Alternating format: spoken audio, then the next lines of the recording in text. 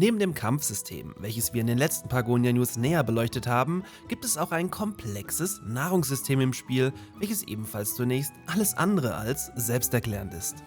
Daher alles rund um Nahrung sowie dessen Auswirkungen auf eure Wirtschaft in den heutigen Pagonia News. An die Werkzeuge, Pioniere. Es gibt noch so viel zu tun. Anders als in älteren Die Siedler-Spielen startet ihr in Pioneers of Pagonia augenscheinlich mit einer hohen Anzahl an freien Trägern. Auf den höheren Schwierigkeitsgraden und bei einer ähnlichen Spielweise, wie ich sie im Kampftaktiken-Video mit Massenspam an Wachen erklärt habe, sinkt diese Zahl aber rapide ab, was euch bei einem Wert von 0 vor echte Probleme stellen kann und klassischen Siedlermangel bedeutet. Aber nicht nur eure Träger sind für ihre Fortpflanzung auf Nahrung angewiesen, sondern auch eure Entdecker sowie eure Steinbrüche und Bergbauhütten, die bei Mangel den Betrieb nach bereits kurzer Zeit komplett einstellen. Also unter Umständen ein echtes Problem. Das Spiel unterscheidet dabei in sogenannte Rationen, die früh im Spiel beim Proviantmeister hergestellt werden können, sowie in Genussmahlzeiten und Stärkungsmahlzeiten. Rationen werden entweder aus Brot im Late Game oder früh im Spiel aus Fleisch und Brennholz hergestellt. Diese sind primär für eure Entdecker gedacht, die nur mit genügend Essbarem auf Entdeckungstour gehen können. Da ihr aber im Early Game in der Regel noch keine Taverne besitzt, bzw. diese auf schwer durch Mangel an Stoffen noch gar nicht bauen könnt, werden diese auch als Ersatznahrung an eure Steinmetze und Bergbauhütten ausgeliefert. Die Produktion von Rationen setzt aber unbedingt, vor allem am Anfang, einen funktionierenden Jäger voraus, was euch zwingt, relativ früh einen Wald zu erschließen, in dem ihr Wildschweine, Hirsche und Hasen jagen könnt. Eine Ration hat aber immer einen Nährwert von 6. Zur Erklärung, ein Minenarbeiter verbraucht bei seinem Gang von der Hütte zum Erz und zurück immer einen Nährwert, kann also mit einer Ration 6 Erze abbauen. Ein erlegtes Wildschwein ergibt direkt 4 Rationen, aus einem Brot können 3 hergestellt werden. Kaninchenfleisch ergibt 2 und Hirschfleisch ist am uneffektivsten mit nur einer Ration.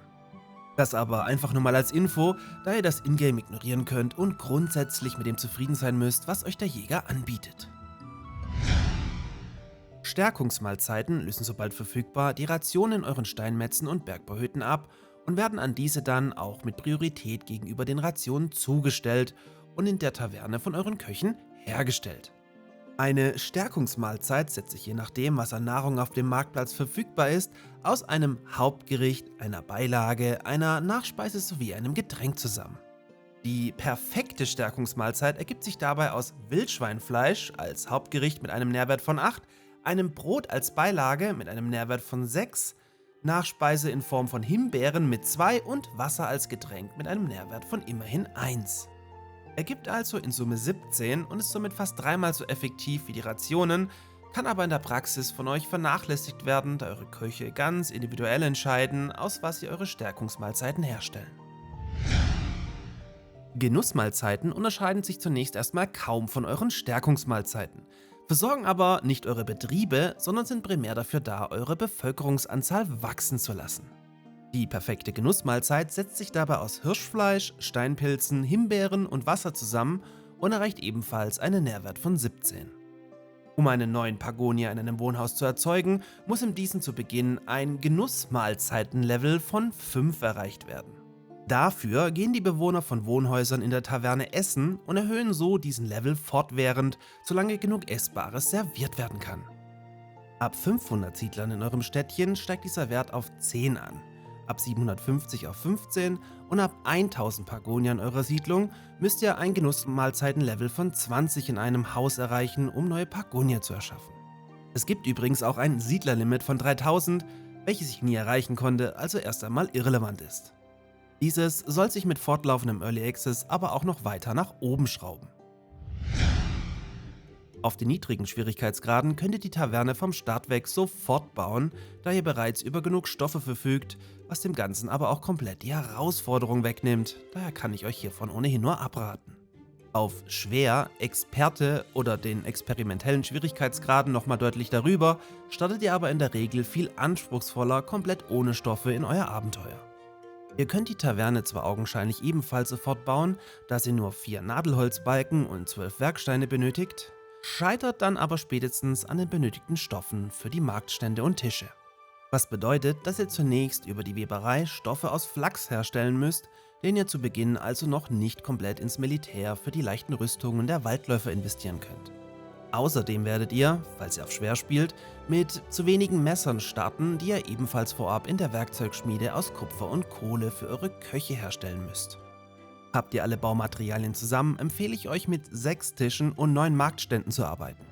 Die perfekte Buildorder für kürzeste Laufwege ist hier links und rechts von der Taverne jeweils 3 Tische zu bauen, die Köche direkt aus der Haustüre auf den Marktbrunnen zulaufen zu lassen und diesen mit den 9 Marktständen zu ergänzen. Für den Start reichen auch 4, plant aber gleich aus Platzgründen 9 ein. Zur Erklärung, in der Taverne arbeiten bis zu 6 Köche, die bei Vollauslastung 6 Tische gleichzeitig bedienen können. Mehr braucht ihr also nie. Bei den Marktständen ist es davon abhängig, was ihr aktuell an Nahrungsvarianten produziert. Hier solltet ihr dann auch manuell festlegen, dass mindestens ein Stand fix für Wild, einer für Waldprodukte, einer für Gemüse und ganz wichtig einer für Brote bereitsteht. Die restlichen füllen sich automatisch mit dem Überschuss. Des Weiteren ist euer Populationswachstum dann noch von den Laufwegen der Wohnhäuser zur Taverne abhängig, aber da ihr eigentlich immer mit Platzproblemen zu kämpfen habt, könnt ihr diese auch ignorieren.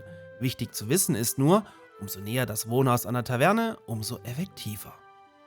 Eine extrem große Siedlung könnte also wegen der Laufwege eine zweite Taverne mit Marktständen erforderlich machen, ist aber zumindest mit meinen paar Tests eher nicht notwendig. Sprich, ihr kommt mit einer gut platzierten durch das ganze Spiel.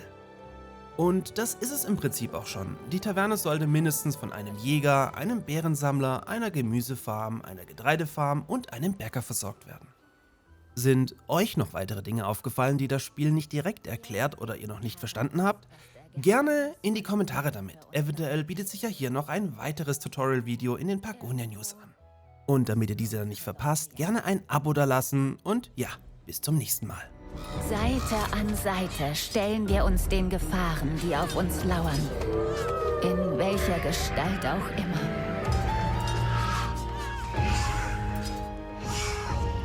Denn wir sind hier, um anzukommen und gemeinsam zu wachsen.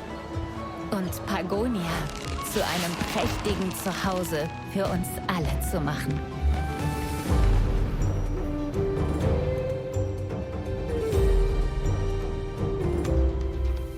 An die Werkzeuge, Pioniere. Es gibt noch so viel zu tun.